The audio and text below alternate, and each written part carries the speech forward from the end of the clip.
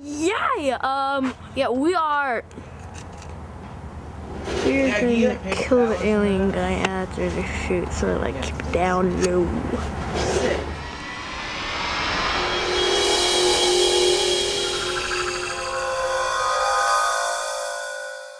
Well, this project was originally going to be a short film which continued the story of another short film we had made in 2002.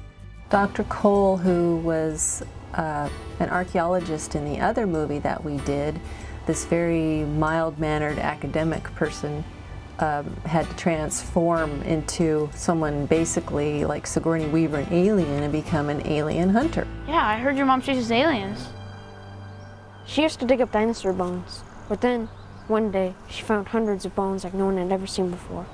Extraterrestrial. Alien bones? Yeah, old bones, buried long ago. The government's been trying to hush her up since then. Why? They want to keep all this information from the public. They want to cover up just how big the problem really is. My mom's become sort of an alien hunter. Wow! Took one character from that original short, Dr. Cole, and turned the story into a full-length feature film which was shot on DV. All my other feature films had been shot on either 16mm or 35mm film, and this was the first to shoot and finish on digital video. Now, that would become a major problem as this format creates difficulties when trying to produce all of the visual effects that eventually had to be created for almost every sequence of the movie. Well, the budget was very small. Well, actually, we had no budget whatsoever. No one got paid.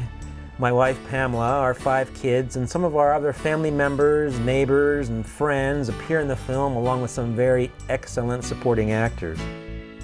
So this became a larger collaboration, and including my brother, who became Sheriff Wiley. And I don't think you can tell that he's my brother looking at the two of us. It's great that we had such a diverse looking, you know, not a speck of similarity. My natural son Thomas, he and I did look a lot alike, so that made it very easy in talking to him in the film. Michael's 3 children, you know, Michelangelo, Carl, and Eva, became the Johnson children, so we had a natural, you know, actors who had acted in the other film could carry off these parts very successfully. My sister Carol became Sheriff Wiley's assistant in the office, and she was very effective. You never know, looking at all 3 of us at one time in the office that were related. It was quite successful that way, and all of us carrying off these parts. Antonio White, who is Michael's eldest son, became Deputy Roy in his part.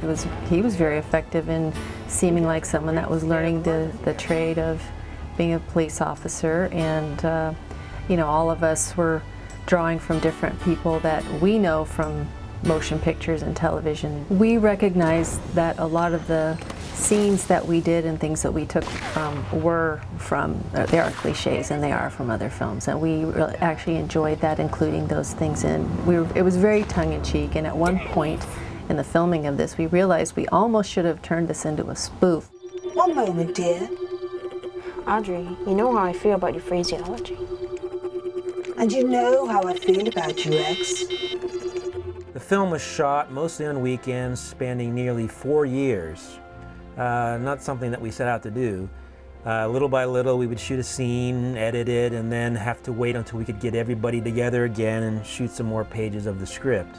When we started out filming, we didn't realize that this film was going to be drawn out as long as it was, but that it was going to get as big as it was, and my husband and I kept rewriting things to fit, and so it got more extensive and more dramatic, and you know, everybody had to cooperate, and we had to cut hair really quick because we had people that didn't, you know, fit into their old look. And it was a task trying to keep all the children looking the same throughout the production. In one scene, Eva having teeth and then no teeth, and then, you know, being quite larger, and everyone's heads being larger, bodies the size of everyone's height and foot size. And there's one scene where I'm running with Thomas, and the very beginning he's a head shorter than I am, and then the next scene he's hunched over like some kind of Neanderthal, trying to hide his size in the film.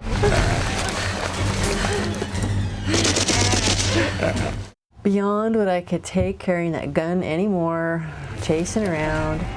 After 4 years, no university's gonna touch me and my son and just, you know, me and that gun. And if you knew how many guns we used and how many times they broke and how many times these tedious things happened, you know. Yeah, this thing, it went longer. It was pretty big. The story's locale is the fictitious town of Verde, Diablo, Arizona. Verde Diablo literally means green devil. 75% of the filming took place in our hometown of Diamond Bar, California, with much of the remainder being filmed in the small community of Pinon Hills. Most of the ending of the film was shot in the Cajon Pass in an area called the Mormon Rocks. Some of our cave sequences were shot at the Bronson Caves in the Hollywood Hills. These caves are also known as the Bat Caves and is where many famous Hollywood movies have been shot. The Batman TV series, Invasion of the Body Snatchers, Star Trek, and the original King Kong, plus many other classic TV shows and movies all were shot at this location.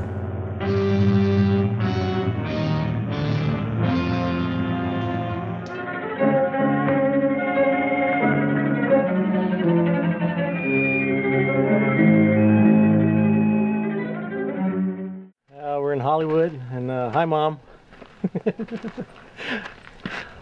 I had to say that or I'd get in trouble. Tell about where we're at here. Yeah, we're in Hollywood. I guess it's the Hollywood Hills. The Bat Cave. We're aspiring to become famous. This is my sister over here. I don't know why we gave her a gun. That's dangerous because I grew up with her.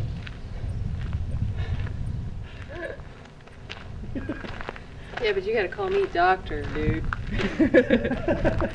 We actually paid homage to a specific shot from the 1956 film The Invasion of the Body Snatchers in a setup where Dr. Cole and the sheriff are walking to the caves. We placed our camera and framed the shot exactly as it was done in the 1956 film where actors Kevin McCarthy and Dana Winter are also on their way to the cave entrance. Lighting on the interior was accomplished with small portable battery-operated work lights. The area in the cave where the creature has his lair was actually a 20-foot-long set that was constructed in our backyard.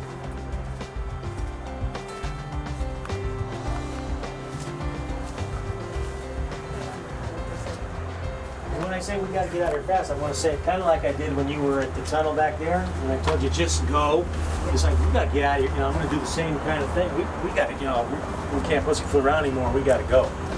It took weeks to build this set, and every one of our kids helped in the process. We built a simple wood frame, attached chicken wire to it, and then covered all that with several hundred feet of heavy-duty aluminum foil. The foil was then spray painted, and areas were filled in with ready-made cobwebs. In the main chamber, which shows bodies hanging from the ceiling, this was created by wrapping various foam dummy bodies and foam body parts with the chicken wire and lots of the cobweb material.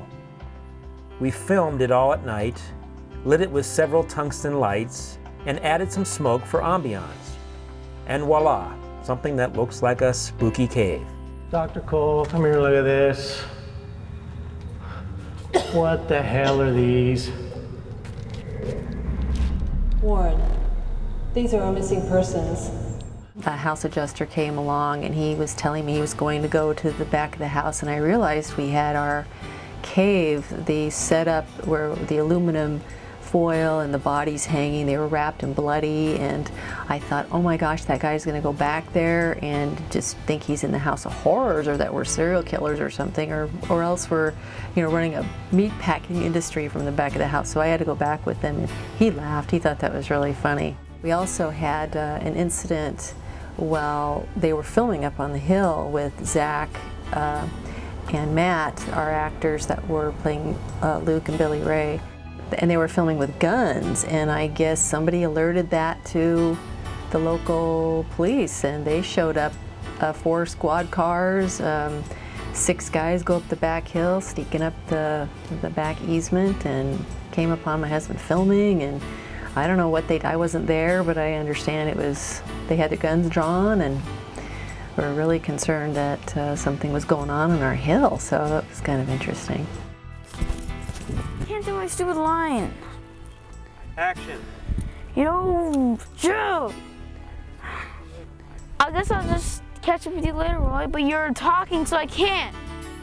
One of the kids came home they got a little ride in the squad car because Carl and Thomas had been across the street playing at the park and pretended to be in a mock fight, and they were using our blood from the film, and that almost got them into trouble because the police thought that they were really beating each other up. And when they got to the garage and I had to show them that this was fake blood, we also had torsos on the floor. The blood, we had my flak jacket, we had guns, and the man, was really close to actually pulling out a weapon because he said, are those real? And I said, no. I said, here, And it was kind of intense, and I thought, my gosh, we're gonna, one of these days, someone's gonna think that we're doing something crazy over here, so it's been interesting. The Verde Diablo Sheriff's Station was actually 2 locations. The exterior was shot at a county fire station building in the high desert community of Pinion Hills. When we go to the interior, we are actually inside of our home. We dressed up the entryway, living room, and hallway area with paneling, desks, chairs, computers, and all the other things needed to make it look like a real working office, complete with public restrooms and vending machines. Welcome to the Verde Diablo Sheriff's Station. Because the camera's right where they're going to be coming down the hall. Yeah, so just look on this side of it. This side? Yep. And then what? And then just keep on this side. That side of the camera? Yep. Okay. Seems a lot of people don't like you around here. Say you're a real hot-headed one. Smart, but... Seems a lot of folks don't like you anymore, not around here. Okay, Oh, it was, Dr. Cole, I was just checking out your background What did I say? story. You just didn't put I was checking out your background. Oh, I didn't say story? Dr. Cole, I was just checking out just your checking out your background background story. Seems a lot of folks don't like you around here. No, not around Seems here. a lot of folks don't like you anymore. Oh, seems like a lot of folks don't like you anymore. Okay. This is for the male chauvinist. He eats this up. This is what he likes. You want a massage? My feet. How about some peeled grapes? Can you really tell the difference? There, how's that? Yeah, it takes that. Can you see it? It's not as glossy. Okay. All set, sugar.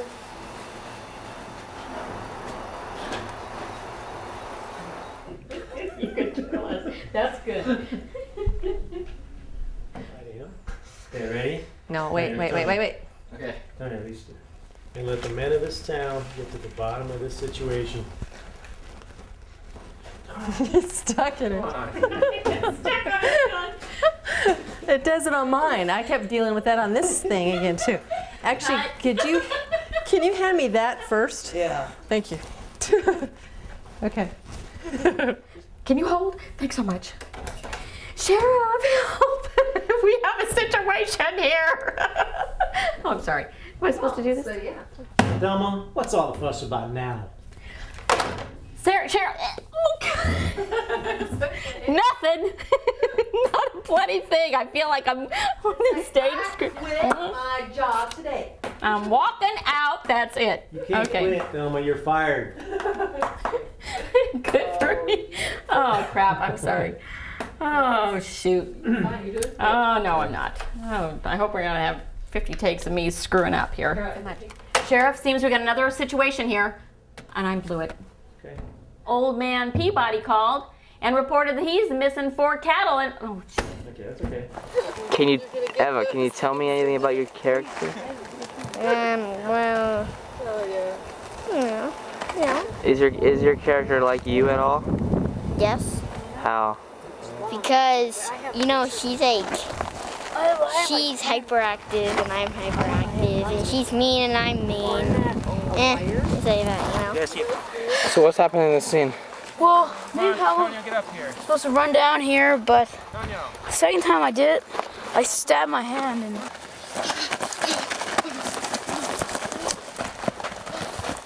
What are you doing? We have to get out of here! Action.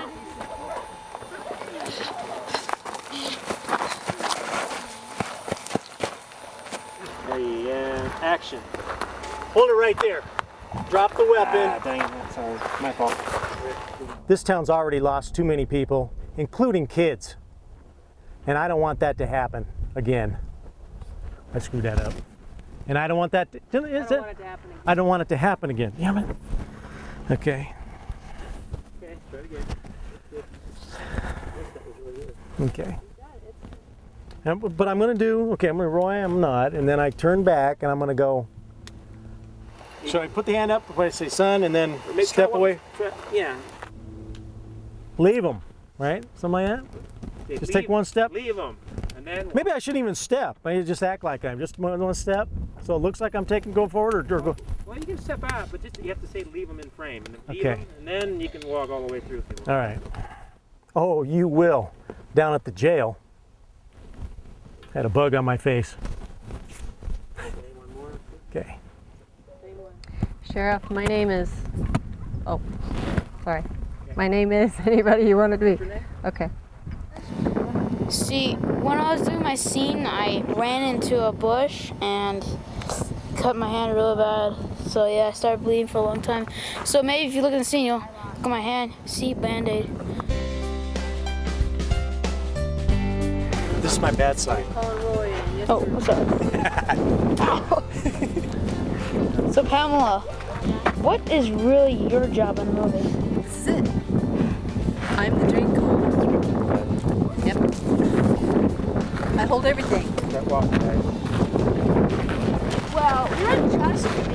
That kid Rexha took us away. One more time. Well, you're just me. And then that kid Rexha took us away. So, how much do you think the Steadicam weighs, and what is it really used for? Steadicam's used to do all these walking shots with the actors. So it's like a dolly, but it's me, the dolly, with this rig on. Uses a gimbal, weights, a spring, and I can walk or run, and the camera goes nice and smooth with me. This rig will hold a camera up to 15 pounds. So right now I got my camera and all this other gear here, and this on me, and it's probably a good I don't know, 30, 40 pounds at least of weight that I got to carry around the whole time. So it gets tiring, especially if you have to run. We've just been shooting this scene out here back and forth on this road for 2 hours straight, back and forth on the road. So it gets it's a little hard to do, but it's the shots look really nice.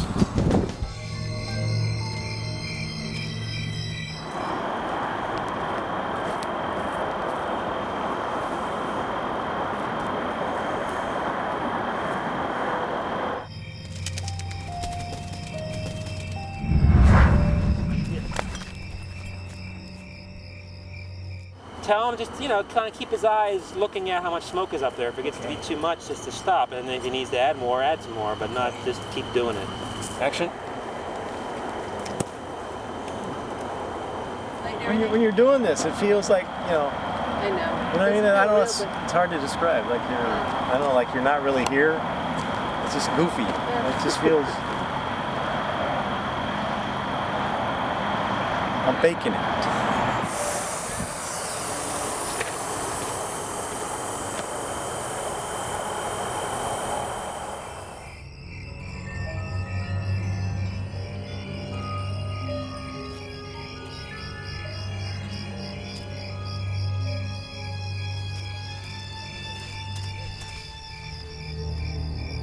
Luke had it!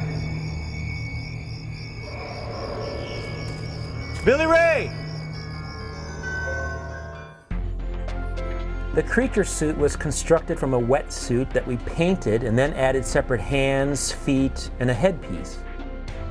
This is our alien guy that we're gonna have in the movie, and we wanted him to look really cool since we didn't buy an actual costume, so we're gonna add our own colors, and we're spraying this flex stone on him, thicken him up, give him some texture, put some paint on him. He's gonna be reptile looking. He's actually a spider, but he's gonna look kind of like a cross between a salamander and a spider, and everything an alien ought to look like.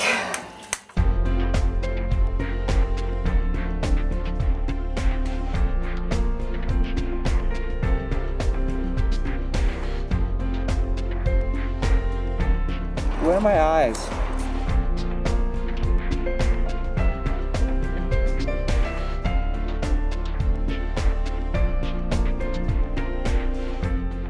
How was it to be in the suit?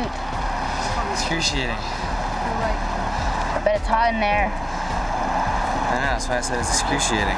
Oh.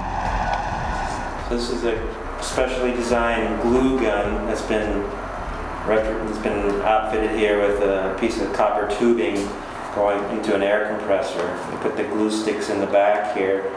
The glue melts, comes out here, the air shoots it out, and it makes what looks like cobwebs. We're making some pumpkin underneath it. Must be one of the actors' heads, and this is going to go over top of their head. Whereas making this is going to fit on top of the head, so they can run around and down in the scene.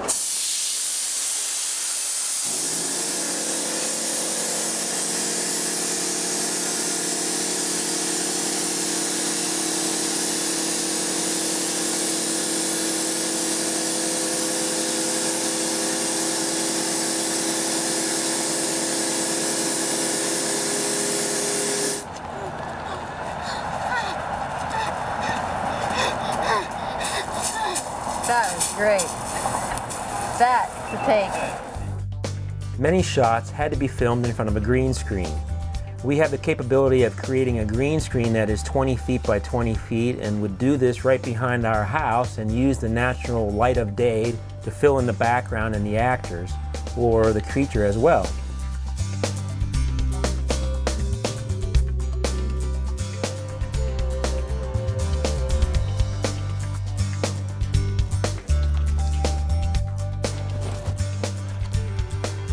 For the kids. Here's an example of some of the trickery that was used in creating this movie. In this scene here, you see Pamela and I getting into this big military vehicle at the end of the movie. This is all a composite shot. Here we are acting out our scene on the green screen. Using a computer program called After Effects, we add in the background from the Mormon Rocks area. Add the still photo of our military vehicle, add the open door, and there we are, getting into a vehicle we couldn't afford to have in our movie. Finally, we add the day for night filtering, and we have the scene complete and taking place at night. In other shots of the vehicle, we also added headlights, and even Pamela and I inside the vehicle looking out the front window.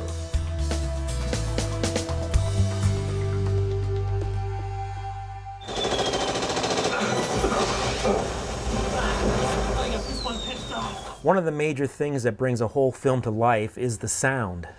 Just about everything you hear in the film, except the dialogue, was created, edited, and mixed by myself in a studio at SSI Advanced Post in Hollywood.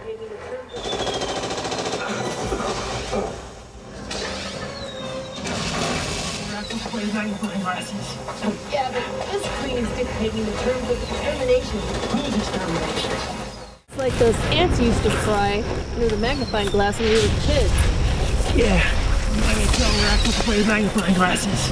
Yeah, but this screen's dictating the terms of extermination. Whose extermination?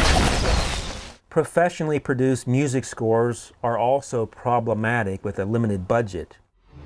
In the case of The Hunted, we purchased part of the music library of Hollywood music composer Richard Band.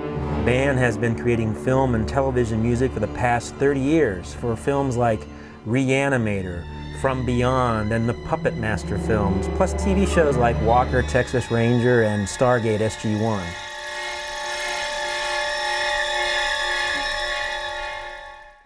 Take 2 of everything, starting over. All right, let's go. We're gonna have to do this over again.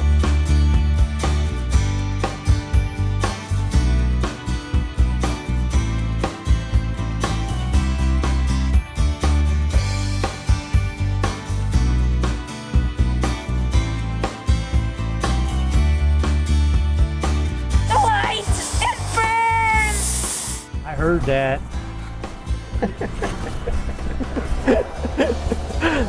Okay, one more. All right. Hopefully you were fooled while watching The Hunted and we suspended your disbelief for a while, and also were entertained. We all need that.